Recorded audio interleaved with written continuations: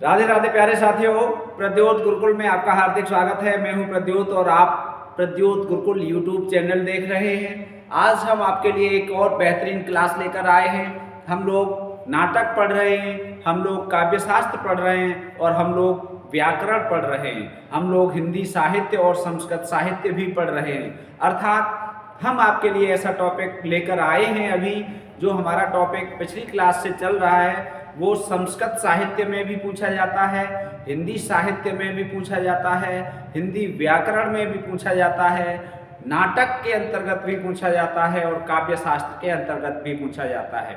नाटक पर आधारित प्रश्नोत्तरी है, नाटक पर आधारित क्लास है कंटेंट वाली, जिसमें वाक्यांश के लिए एक शब्द, व्याकरण के अंतर्गत इस टॉपिक से प्रश्न पूछे जाते हैं। नाटक में सीधे सीधे पूछे जाएंगे और काव्य शास्त्र में भी सीधे सीधे पूछे जाएंगे।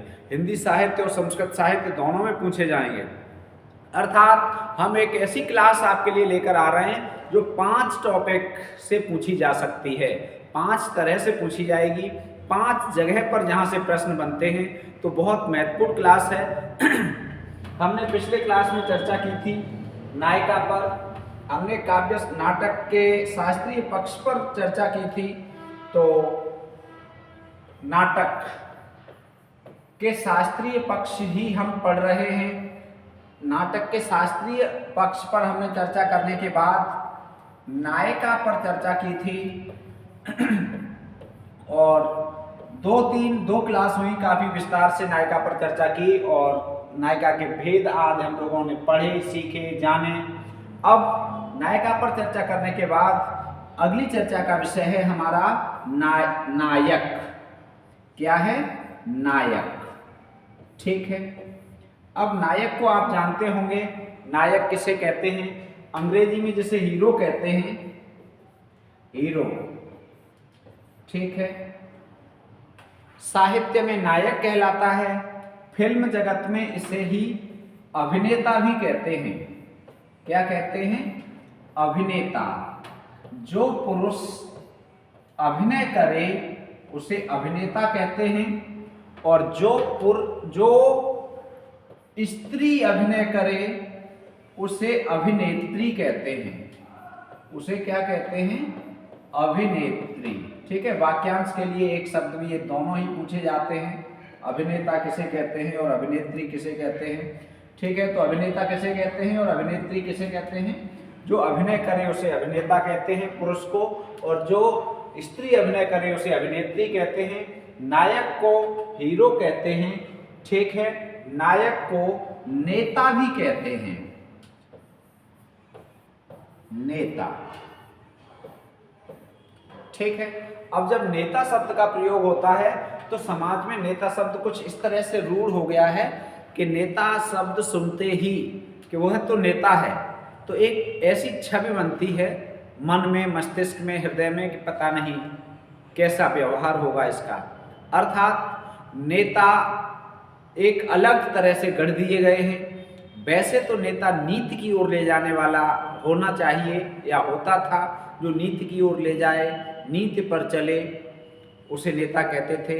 लेकिन अब राजनीति में जो नेता हो रहे हैं वो एक अलग तरह के हो रहे हैं। राजनीति में नीति अब हुई गधे का सींग,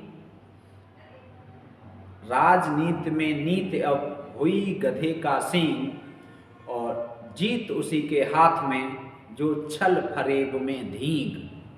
कहने का आशय ये है कि राजनीति से जो नेता शब्द बना है उसमें जो नीति है वो गधे के सींग के समान हो गई।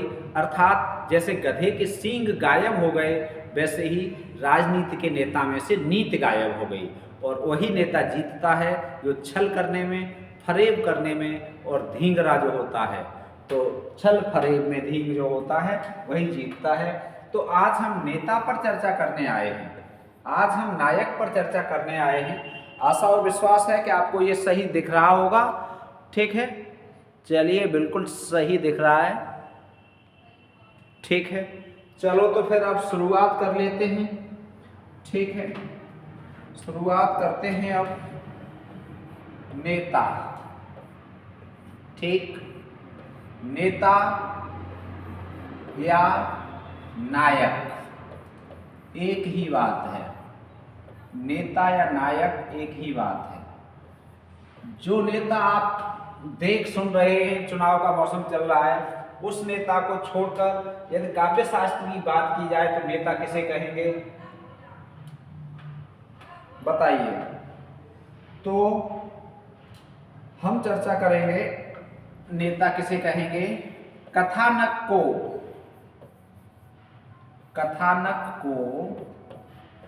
फल की ओर ले जाने वाला, फल की ओर ले जाने वाला, और ले जाने वाला, कथानक को फल की ओर ले जाने वाला, अथवा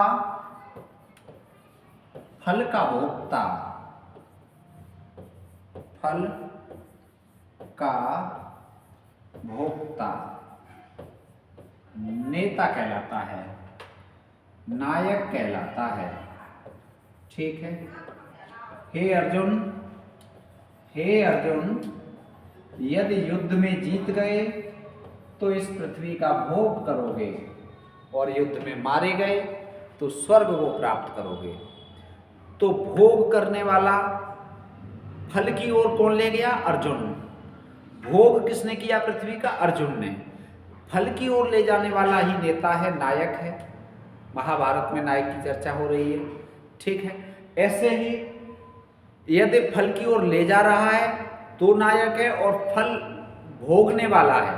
हमारे भारतीय नाट्य शास्त्र में अधिकांश नाटकों में, अधिकांश फिल्मों में ऐसा दर्शाया गया है कि नेता या नायक या अभिनायक, जो भी नायक है, वो फल का भोक्ता होता है। ठीक है। और पाश्चात्य नाटकों में ऐसा पाया जाता है कि नेता होता है और एकदम ट्रेजेडी के साथ उसका अंत हो जाता है, उसे फल का भोग नहीं हो पाता है। तो ये दुखद हमारे यहाँ नहीं है, हमारे यहाँ सुखद नाट्य है। तो इसमें नेता या नायक हम किसे कहेंगे? कथानक को फल की ओर ले जाने वाला हो या फल का भोक्ता हो, उसे नायक या नेता कहेंगे। ठीक है। अब नायक के प्रकार हम चर्चा करेंगे। नायक के प्रकार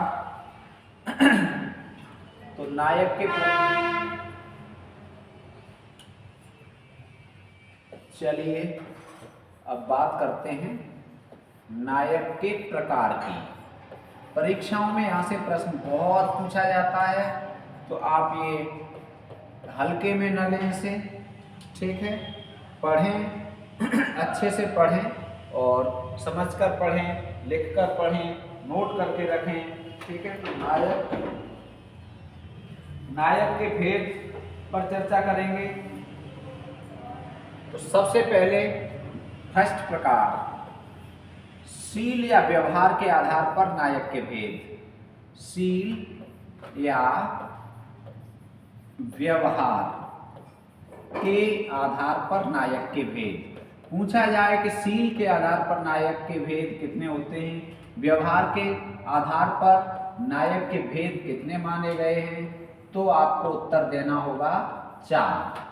शील या व्यवहार के आधार पर नायक के भेद कितने हैं? 4 हैं। तो 4 कौन कौन से हैं? चलिए इन चारों की चर्चा करते हैं आज। पहला धीरोदात्त।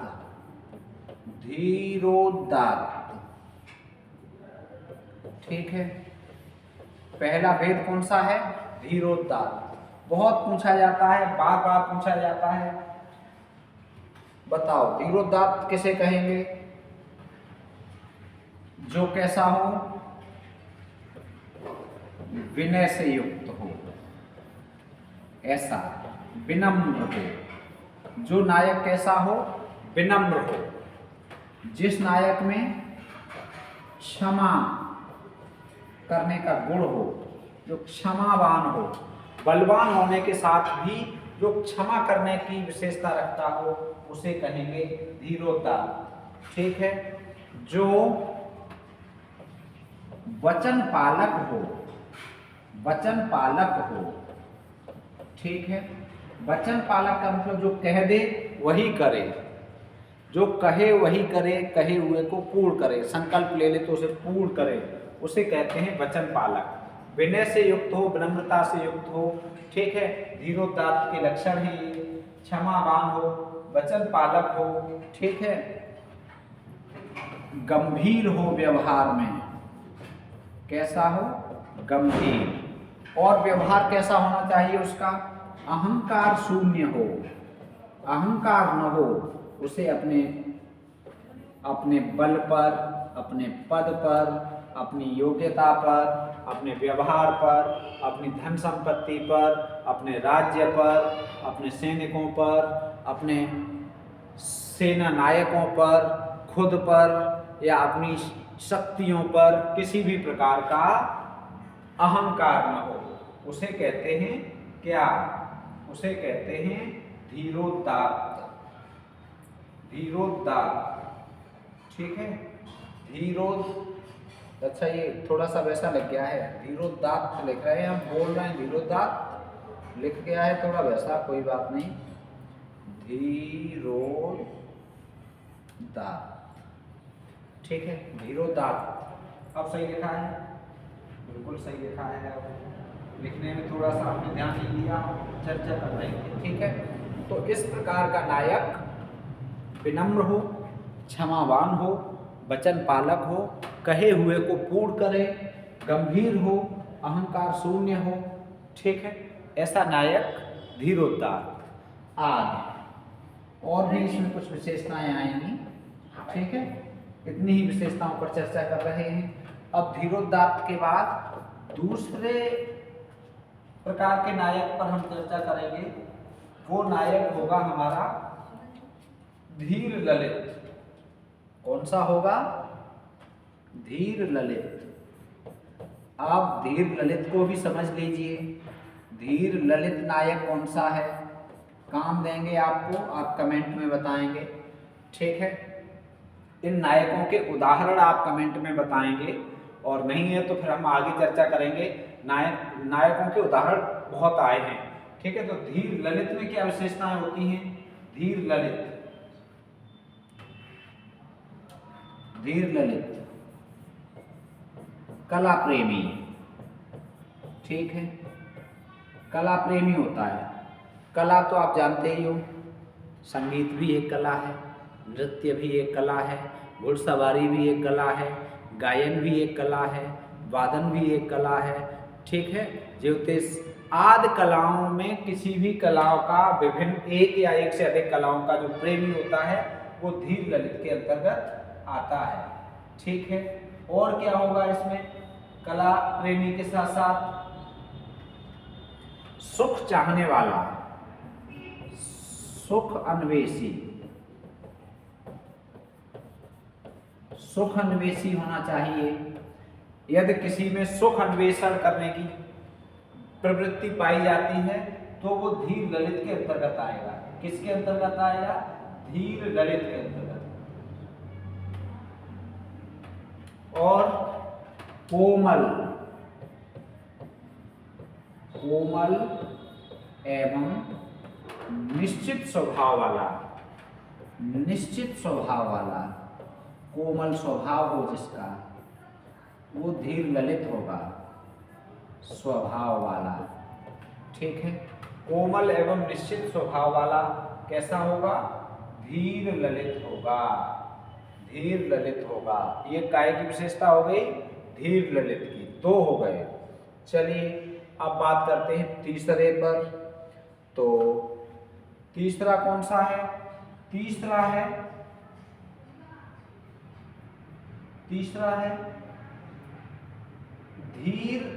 धीरोद्धत। ऐसे कर लो, ये वाला कर लो, धीरोद्धत,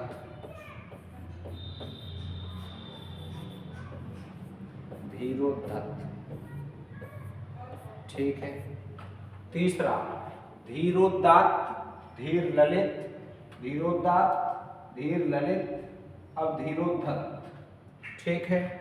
इसमें क्या क्या होगा, ये माया भी होगा, अर्थात माया जानता होगा, उसका प्रयोग करने वाला होगा, स्वभाव से उग्र होगा, इसका जो व्यवहार होगा, स्वभाव होगा, वो चंचल होगा, चंचल होगा। ठीक है, मन मस्तिष्क इसका कैसा रहता है? चंचल रहता है। और खुद की प्रशंसा करने वाला होगा। ठीक है, खुद की प्रशंसा करने वाला, आत्म प्रशंसक। ठीक है, खुद की प्रशंसा करने वाला, मैं बहुत अच्छा हूँ, मैं बहुत बलवान हूँ, मैं बहुत योग्य हूँ, मैं बहुत धनवान हूँ। खुद की प्रशंसा करने वाला धीरोद्धत। ठीक है, मायावी, उग्र, चंचल, खुद की प्रशंसा करने वाला। और क्या आएगा चौथा, और विशेषता इसकी क्या आएगी? दूसरों को धोखा देने वाला होगा। मायावी का संबंधी होता है धोखेबाज। ठीक है, धोखा देने वाला, धोखेबाज लिखे दे रहे हैं। ठीक है, ये विशेषताएं हैं धीरोद्धत की। ये विशेषताएं किसकी हैं? धीरोद्धत नायक की। ठीक है, सही दिख रहा है? बिल्कुल सही दिख रहा है, बहुत अच्छा दिख रहा है। चलो भाई, अब अगला धीरोद्धत के बाद अब चौथा कौन सा बचा? धीरोद्धत के बाद चौथा बचा धीर प्रशांत। धीर प्रशांत। ठीक है, प्रशांत महासागर, धीर प्रशांत। चलो, अब इसकी भी विशेषताएं जान लें। धीर प्रशांत किसे कहेंगे? बताओ, धीर प्रशांत की विशेषता क्या है? प्रशांत महासागर, धीर माने धैर्य वाला, तो धैर्यवान। ठीक है, धीर प्रशांत कैसा हो गया? धैर्यवान। ठीक, धीर प्रशांत कैसा हो गया? शांत स्वभाव वाला। ठीक, सामान्य गुणों से युक्त। कैसे गुणों से? सामान्य गुणों से युक्त। धीर प्रशांत कैसा होगा? जो सामान्य गुणों से युक्त होगा। या तो ब्राह्मण होगा या वैश्य होगा। ठीक है, कौन सी जाति वाला होगा? ब्राह्मण या वैश्य।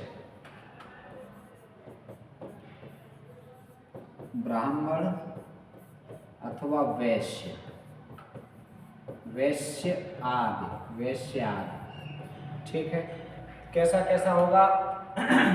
धीर प्रशांत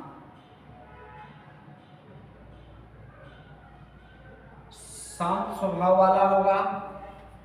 ठीक, शांत से, धीर प्रशांत से शांत लिख सकते हो धैर्यवान की जगह। शांत स्वभाव वाला, शांत स्वभाव वाला। ठीक, शांत प्रशांत, शांत स्वभाव वाला होगा। वैश्य, ब्राह्मण आदि होगा, सामान्य गुणों से युक्त होगा। तो ये शील के आधार पर, व्यवहार के आधार पर चार भेद हो गए। ये हो गए चार भेद। ठीक है, शील या व्यवहार के आधार पर चार भेद हो गए। काय के? नायक के। नायक के चार भेद हो गए। चारों बहुत महत्वपूर्ण है परीक्षा के लिए, रामबाण है। ठीक है, धीरोदात्त, विनययुक्त, क्षमावान, वचन पालक, गंभीर, अहंकार शून्य।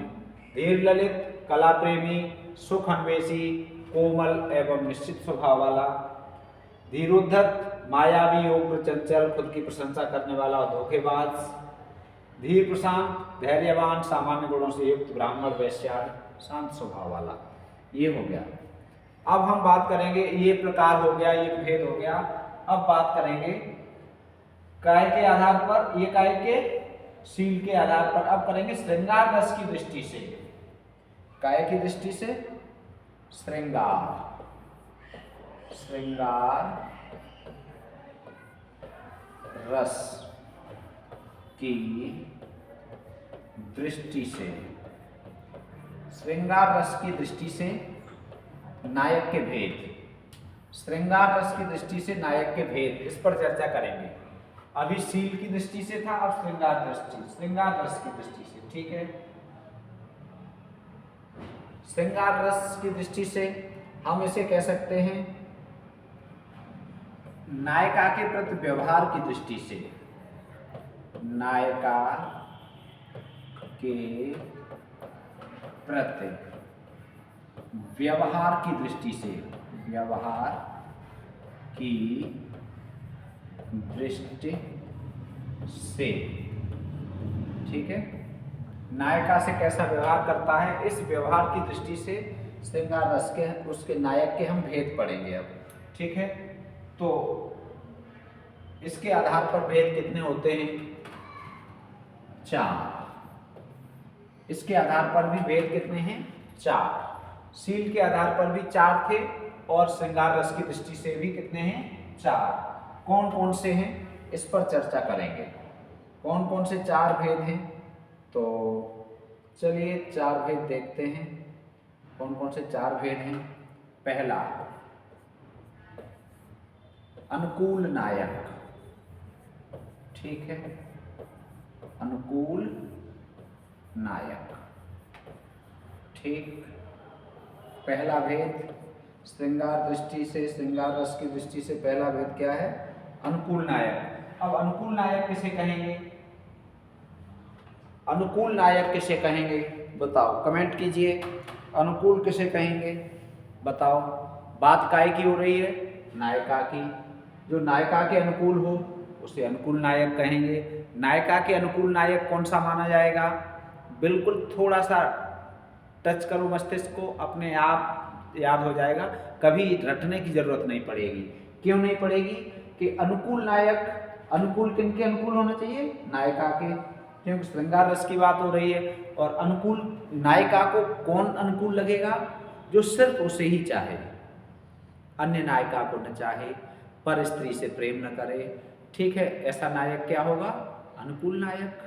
किनके अनुकूल, नायिका के अनुकूल। तो ये पहला भेद होगा, अनुकूल नायक। और अनुकूल नायक को हम क्या समझेंगे, जो नायिका के अनुकूल होगा उसे हम अनुकूल नायक कहेंगे, ठीक है। तो ये समझ गए होंगे। सदैव एक ही नायिका से प्रेम करने वाला, एक ही नायिका से प्रेम करने वाला। अब इसका सबसे अच्छा उदाहरण क्या होगा, सबसे अच्छा उदाहरण क्या होगा, जैसे जैसे राम, ठीक है। अनुकूल नायक एक ही नायिका से प्रेम कर रहे हैं, सीता से प्रेम कर रहे हैं, ठीक है, और किसी दूसरी नायिका से प्रेम नहीं कर रहे हैं, इसलिए अनुकूल नायक, ठीक। अब देखो दूसरा भेद इसका क्या होगा, दूसरा भेद क्या होगा, दक्षिण नायक। ये बहुत पूछा जाता है परीक्षाओं में। दक्षिण नायक श्रृंगार रस की दृष्टि से, काय की दृष्टि से बात हो रही है, श्रृंगार रस की दृष्टि से।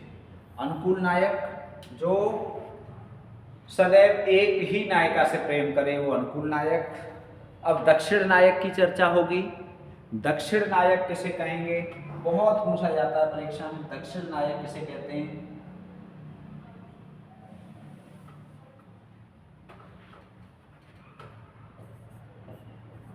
पंडित विश्वनाथ के अनुसार, पंडित विश्वनाथ के अनुसार दक्षिण नायक की बात करेंगे पंडित विश्वनाथ के अनुसार। पंडित विश्वनाथ ने कौन सा ग्रंथ रखा है, लिखा है साहित्य दर्पण। यदि ग्रंथ की बात करें तो साहित्य दर्पण में चर्चा की गई है दक्षिण नायक की। क्या कहा है पंडित विश्वनाथ ने, क्या कहा है पंडित विश्वनाथ ने साहित्य दर्पण में, क्या कहा है, अनेक नायिकाओं से, अनेक नायिकाओं से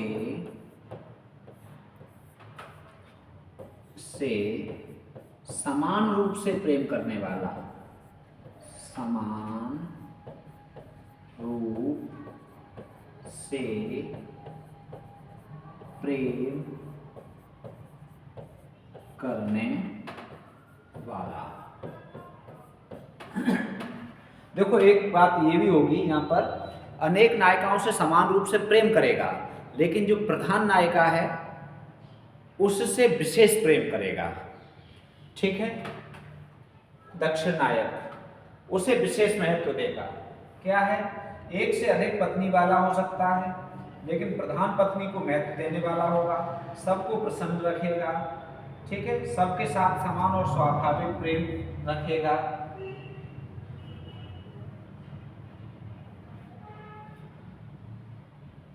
ठीक। और 10 रूपक में क्या चर्चा आई है? 10 रूपक ये साहित्य दर्पण के अनुसार हो गई। 10 रूपक के अनुसार 20 जान लो। 10 रूपक के अनुसार कौन सा नायक दक्षिण नायक होगा? ज्येष्ठा से अधिक प्रेम करने वाला। ज्येष्ठा नायिका पहले बता दी है आपको। ठीक है। तो 10 रूपक के अनुसार क्या होगा? ज्येष्ठा नायिका से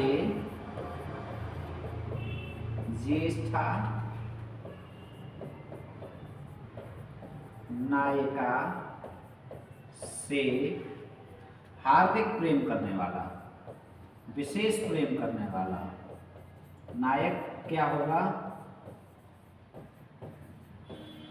मतलब ध्यान रखना इस बात का, प्रसन्न सबको रखेगा, खुश सबको रखेगा। जैसे राजा दशरथ कौशल्या से अधिक प्रेम करते थे या कैकेयी से करते थे, जिससे भी करते हों एक से अधिक। ऐसे ही श्री कृष्ण एक से अधिक करते हैं, बाकी सबको प्रसन्न रखते हैं। तो ऐसे ही रत्नसेन, पद्मावती। ठीक है। तो दक्षिण नायक कैसा होगा? दक्षिण नायक को आप समझ गए होंगे। विश्वनाथ ने ये कहा है साहित्य दर्पण में कि अनेक नायिकाओं से समान रूप से प्रेम करे, और 10 रूपक में ये लिखा है कि ज्येष्ठा नायिका से हार्दिक प्रेम करे, उसे क्या कहेंगे? दक्षिण नायक कहेंगे। अब तीसरा है सठ नायक।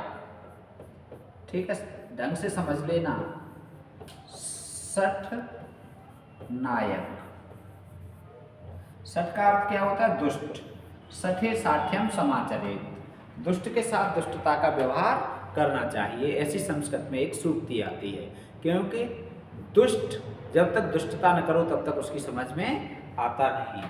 लातों के देव, लातों के भूत बातों से नहीं मानते। तो सठ नायक किसे कहेंगे? बताओ, सठ नायक किसे कहेंगे? सठ नायक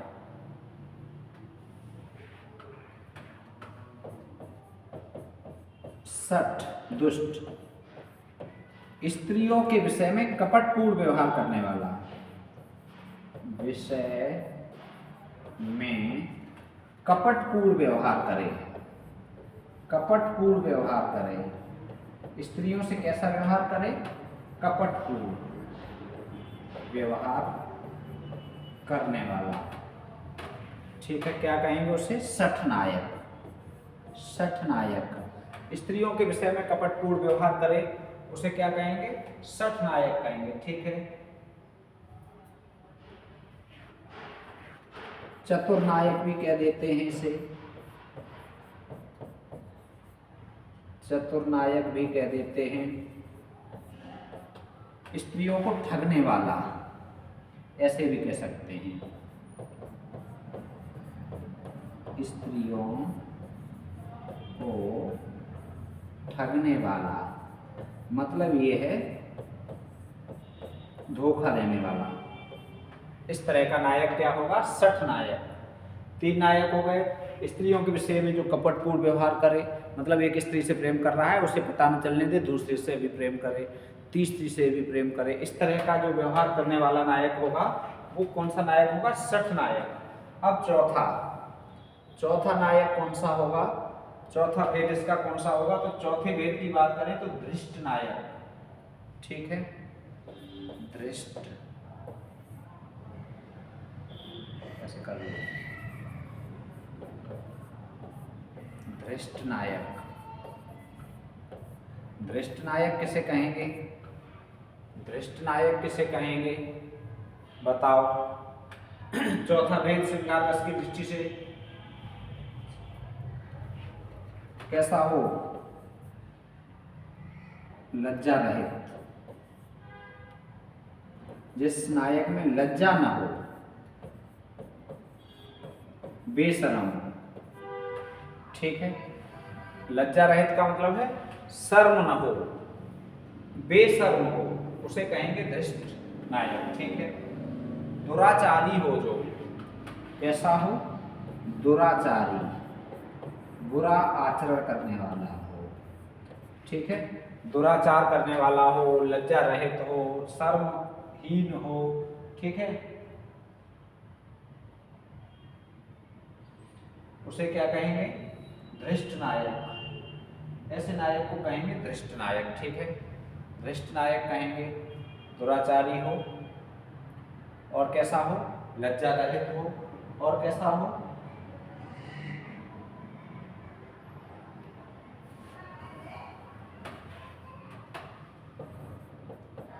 बार बार अनुनय करने पर भी चतुर, बार बार अनुनय करने पर भी चतुर, चतुरता दिखाए, ठीक है। तो ये चार भेद हो गए, चार भेद हो गए। ये लो, ये लो, ये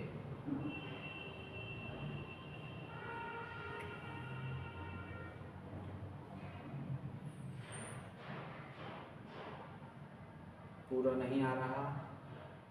श्रृंगार रस की दृष्टि से नायक के भेद, श्रृंगार रस की दृष्टि से नायक के भेद कितने हैं, चार। श्रृंगार रस की दृष्टि से नायक के भेद कितने हैं, चार। श्रृंगार रस की दृष्टि से नायक के भेद कितने हैं, चार। अनुकूल, दक्षिण, सठ और धृष्ट। अनुकूल, दक्षिण, सठ और धृष्ट।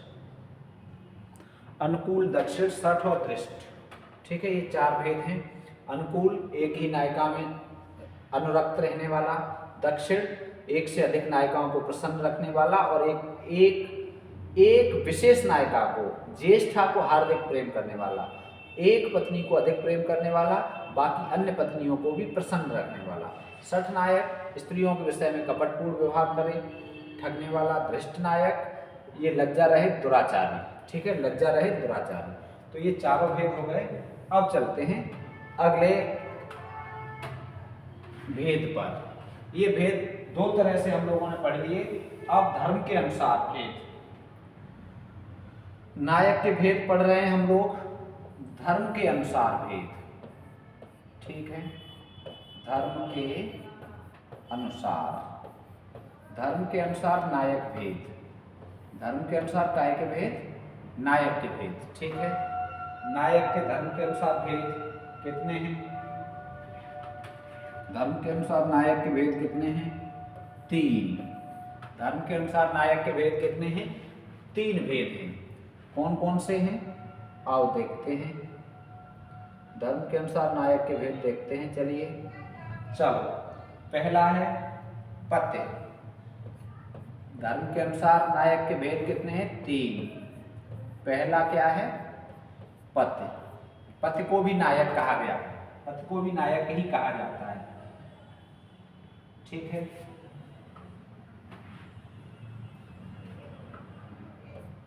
विवाहित पत्नी से प्रेम करने वाला, विवाहित पत्नी में अनुरक्त, विवाहित पत्नी में अनुरक्त। विवाहित पत्नी का मतलब अपनी पत्नी से आशय है यहाँ पर, ठीक है। ये मत सोच लेना कि किसी दूसरे की विवाहित पत्नी हो। विवाहित पत्नी में अनुरक्त है वो क्या है, पति, ठीक है। अब दूसरा है उपपत्ति। सेकंड भेद क्या है इसका, उपपत्ति। सेकंड भेद क्या है इसका, सेकंड भेद उपपत्ति। उपपत्ति, आपने उपपत्ति और उपपत्नी पढ़ा होगा।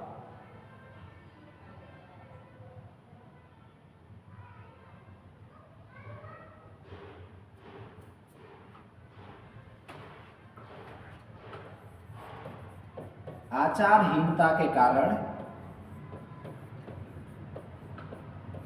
आचारहीनता के कारण भानुदत्त ने इसे उपपत्ति कहा है।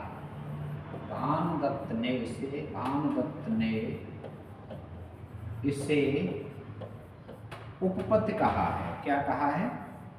उपपत्ति, पति नहीं, उपपत्ति।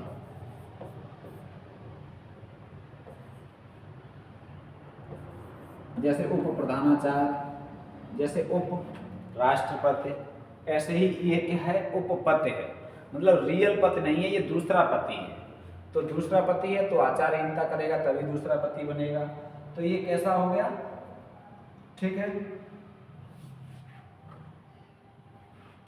मतिराम ने इसे, मतिराम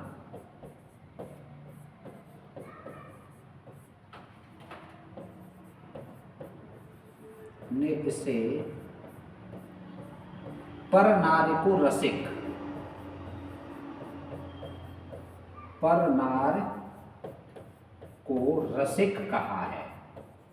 ठीक है, पर नार को रसिक कहा है, मतलब दूसरी नारियों का रस लेने वाला, दूसरी नारियों से प्रेम करने वाला।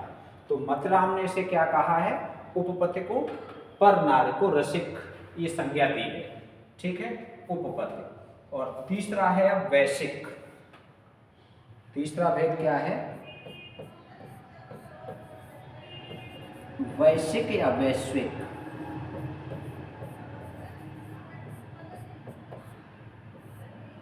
ठीक, चलो अब इसे भी देखते हैं, ये वैश्विक क्या है, इसे भी जान लें। ये वैश्विक पति कौन सा होता है?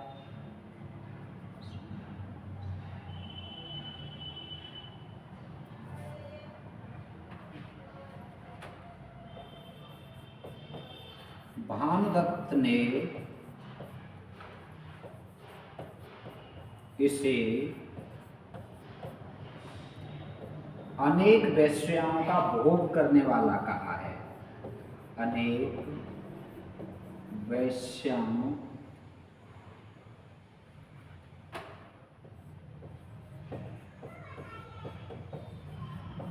का भोग करने वाला कहा है। भोग करने वाला कहा है, मतलब वेश्याओं में भी बहुत सारी वेश्याओं का भोग करे, बहुत सारी वेश्याओं से रत रखे, ऐसे को वैश्विक कहा है। किसने? भानुदत्त ने।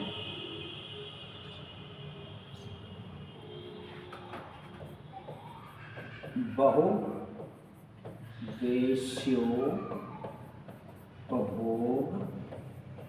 रसिक। ठीक है, ये कहा है बहुवेश्योपभोग रसिक, भानुदत्त ने कहा है। किसने कहा है? भानुदत्त ने। और इसी को मतिराम ने क्या कहा है? क्या कहा है मतिराम ने?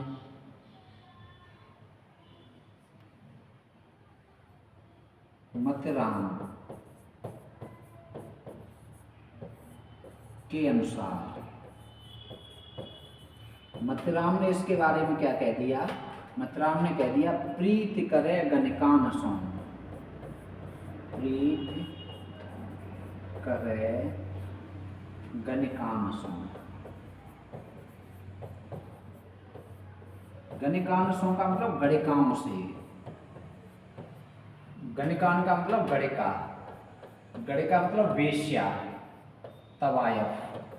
ठीक है, तो गणिकाओं से वे प्रीत करे, गणिकाओं से प्रेम करे, उसे कहते हैं वैश्विक। ठीक है, तो ये हो गया। अब इसके तीन भेद माने हैं। इसके भी कितने भेद माने गए हैं वैश्विक के? इसके भी तीन भेद हैं।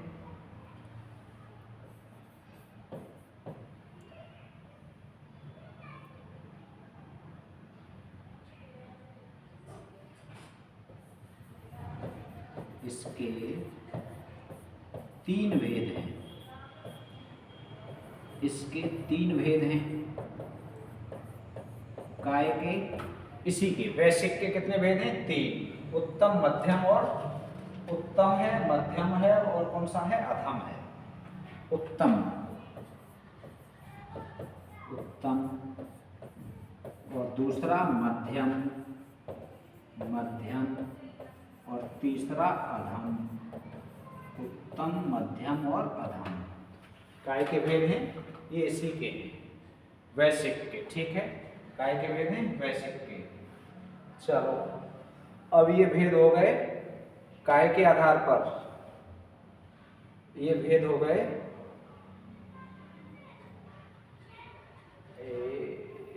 ये। बहुत बढ़िया।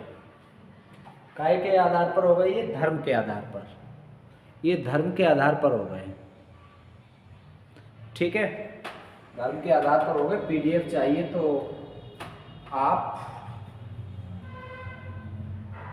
जुड़े प्रद्योत गुरुकुल टेलीग्राम चैनल से, आपको इसकी पीडीएफ भी मिल जाएगी। ठीक है, टेलीग्राम चैनल पर हम इसकी पीडीएफ शेयर कर देंगे। धर्म के आधार पर भेद। अब अन्य भेदों की चर्चा करेंगे। कुछ अन्य भेद हैं नायक के। ठीक है, तो वो अन्य भेद कौन कौन से हैं उन पर कुछ चर्चा करेंगे। चलो देखते हैं अन्य भेद। अन्य भेद है पहला मानी नायक। मानी, कौन सा नायक?